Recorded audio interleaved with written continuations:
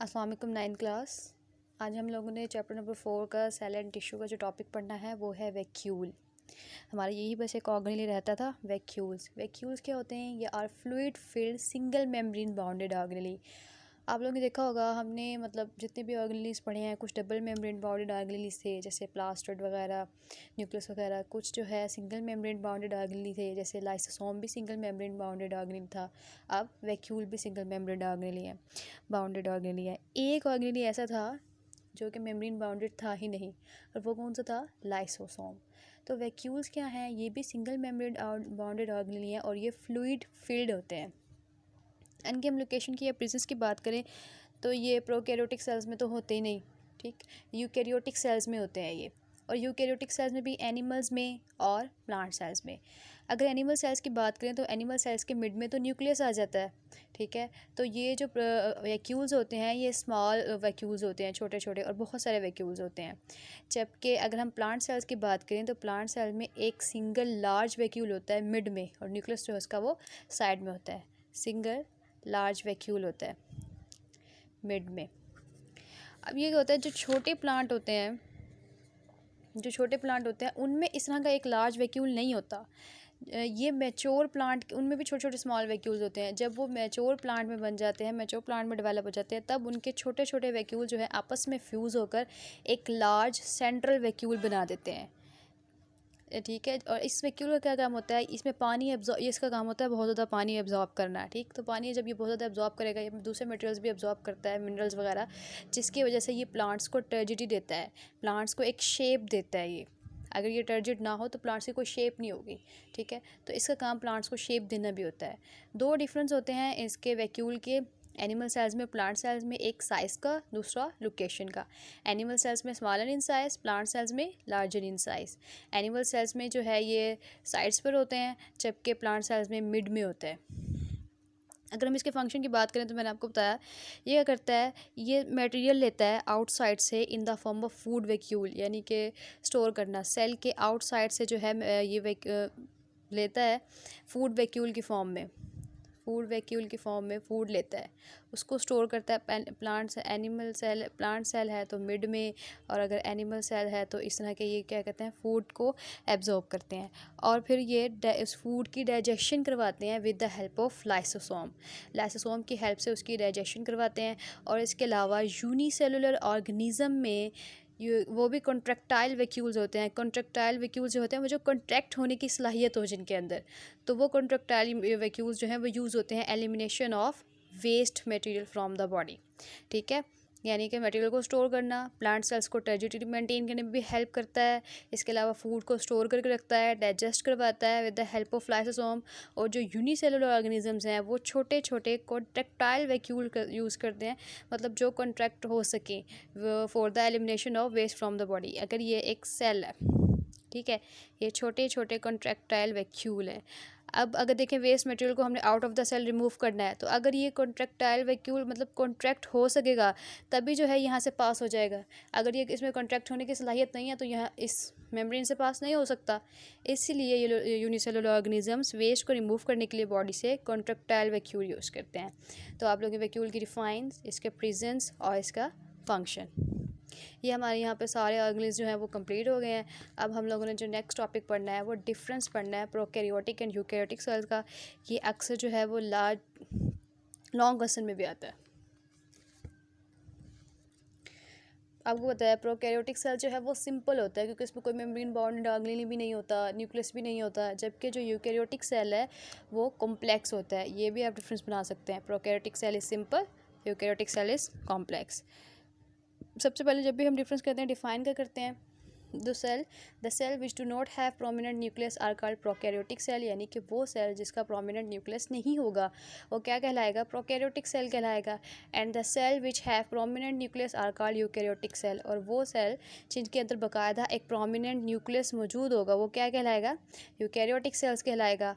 अब जो organism prokaryotic cell के बने होते हैं उन्हें प्रोकैरियोटिक ऑर्गेनिजम्स या प्रोकैरियोट्स कहते हैं, जैसे कि बैक्टीरिया।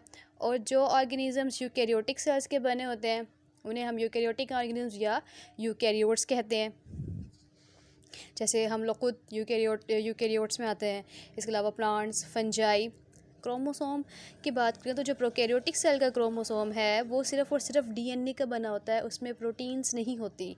जबकि जो यूकैरियोटिक सेल्स का क्रोमोसोम्स है वो डीएनए का भी बना होता है, उसमें साथ में प्रोटीन भी होती है, हिस्टोन प्रोटीन्स वगैरह, डीएनए प्लस प्रोटीन्स, ये मेजर डिफरेंस है। इसके अलावा अगर हम मेम्ब्रेन बाउंडेड ऑर्गेनेली की बात करें तो जो प्रोकैरियोटिक सेल्स हैं उनके अंदर कोई मेम्ब्रेन बाउंडेड ऑर्गेनेली नहीं होता, और यूकैरियोटिक सेल्स के अंदर मेम्ब्रेन बाउंडेड ऑर्गेनेलीज प्रेजेंट होते हैं, जैसे कि mitochondria, endoplasmic reticulum and nucleus वगैरह।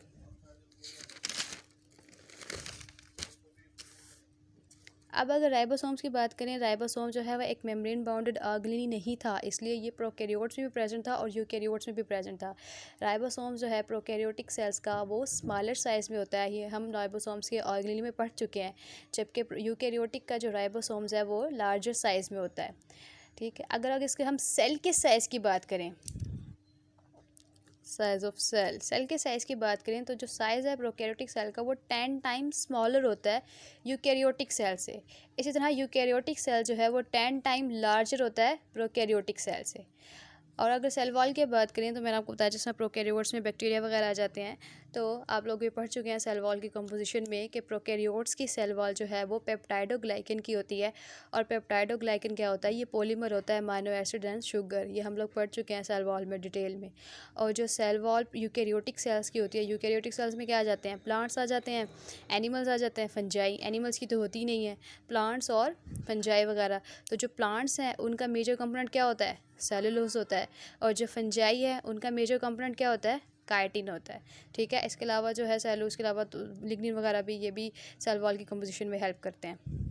एग्जाम्पल बैक्टीरिया, साइनोबैक्टीरिया, ये प्रोकैरियोटिक सेल्स की एग्जांपल आ जाएगी। यूकैरियोटिक सेल्स में plant, fungi, human beings. Next आप डायग्राम भी बना सकते हैं, एक साइड पे बैक्टीरिया की, एक साइड पे जो है बेशक मस्टर्ड प्लांट की बना दें। यहाँ पे डायग्राम में मस्टर्ड प्लांट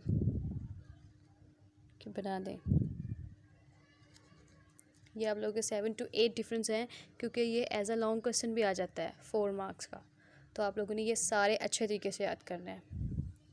नेक्स्ट हमारे पास है relationship between cell structure and function.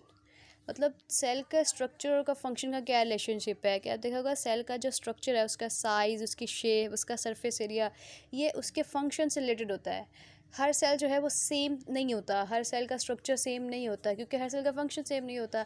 मतलब सेल का स्ट्रक्चर उसके फंक्शन के हिसाब से होता है, उसके फंक्शन से मुताबिकत रखता है।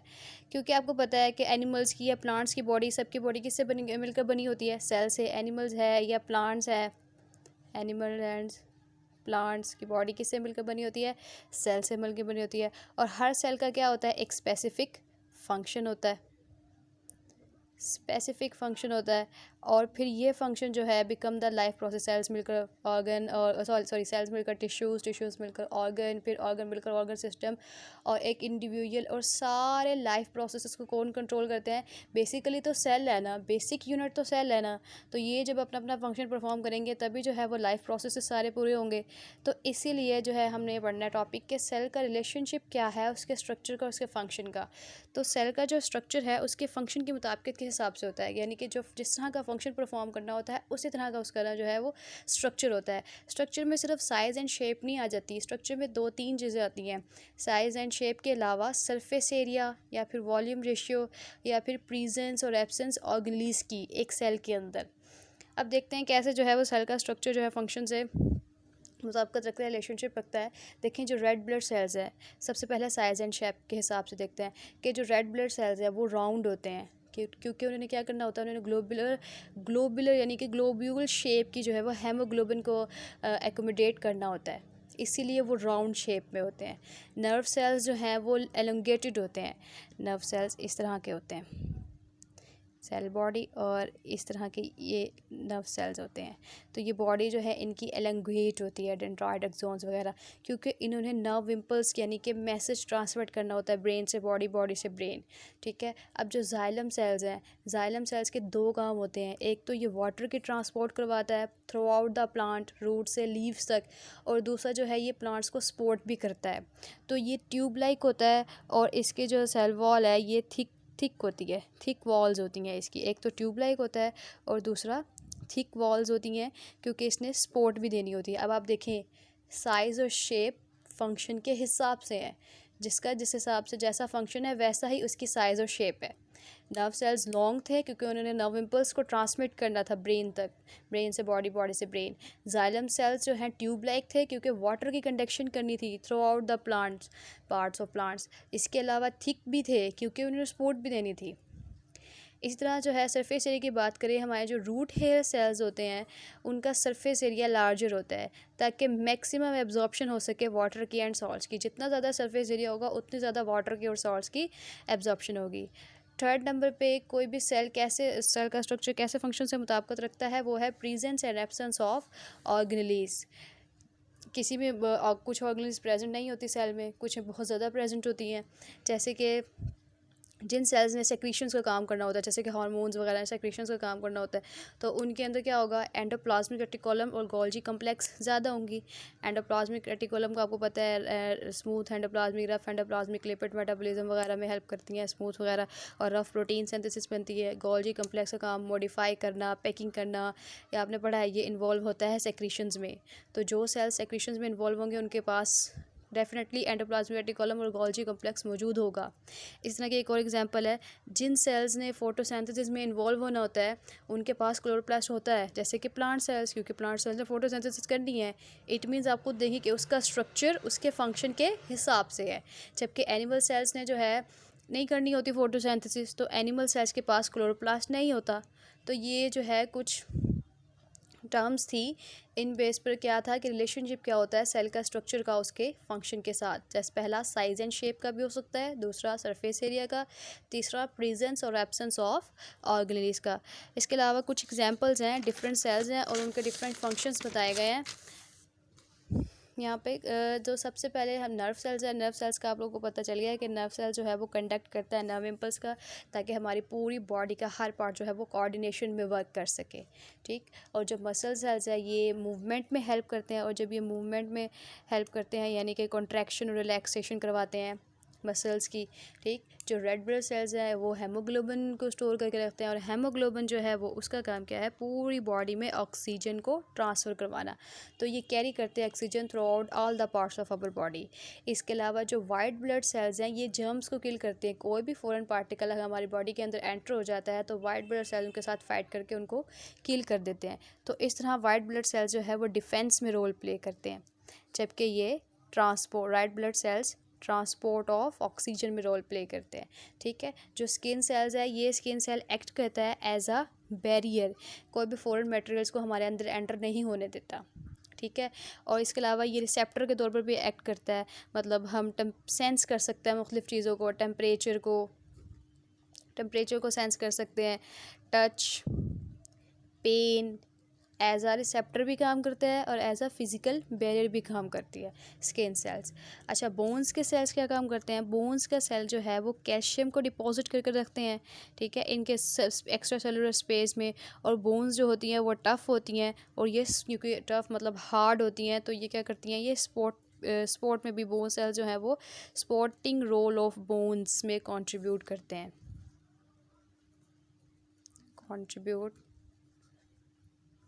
स्पॉटिंग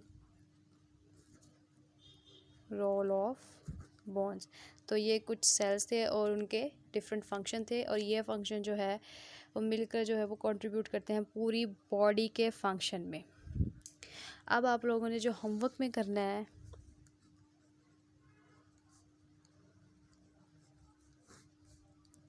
डिफरेंस करना है।